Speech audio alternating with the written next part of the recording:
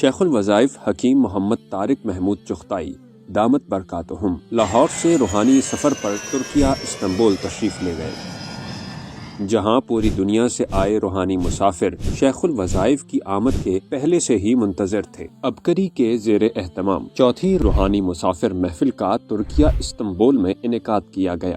یہ ایک ایسی روحانی محفل ہے جہاں دل کی دنیا بدلتی ہے، جذبات کو سکون ملتا ہے اور زندگی کے مسائل کا روحانی حل ملتا ہے۔ ذکر، وظائف، دعائیں اور شیخ الوظائف کا نورانی پیغام، ہر لفظ میں شفا، ہر نگاہ میں روشنی۔ پہلی روحانی مجلس میں شیخ الوظائف نے انسانیت کو درپیش روحانی اور دنیاوی مسائل کے حل پر اثر درس دیا، جبکہ دنیا بھر سے آئے روحانی مسافروں کو اپنی توجہات سے بھی نوازا۔ اس موقع پر شرکا نے اپنے روحانی مشاہدات شیخ الوظائف سے بیان کیے۔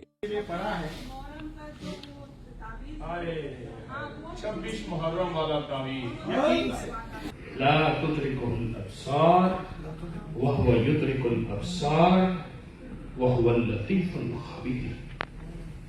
اس سے بندہ غائب ہو جاتا ہے۔ اگلے روز شیخ الوظائف نے تمام روحانی مسافروں کے ہمراہ مسجد ہایا صوفیہ میں نماز جمعہ ادا کی اور نماز جمعہ کے بعد تمام احباب کو ایک خاص روحانی عمل کروایا۔ تیسرے دن روحانی مجالس میں شریک ہونے والوں کو شیخ الوظائف سے انفرادی طور پہ ملاقات کا وقت دیا گیا۔ ہر فرد نے اپنے روحانی اور جسمانی مسائل شیخ الوظائف سے بالمشافہ ملاقات میں تفصیلاً بیان کیے اور ان کا حل پایا۔ اتوار کے دن آخری روحانی مجلس اور پرسوز الوداعی دعا ہوئی۔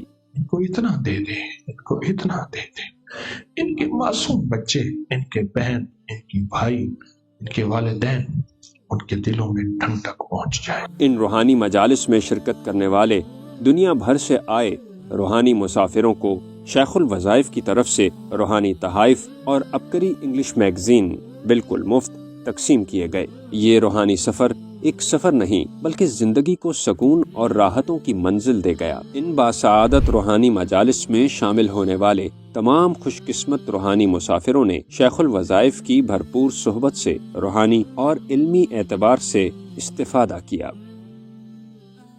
اس ویڈیو کو لائک اور شیئر کریں، عبقری یوٹیوب چینل کو سبسکرائب کریں اور روزانہ زیادہ سے زیادہ سبسکرائب کروائیں۔ آپ دوسروں کے لیے صدقہ جاریہ بنیں گے، اللہ پہلے آپ کے دکھ ٹالے گا۔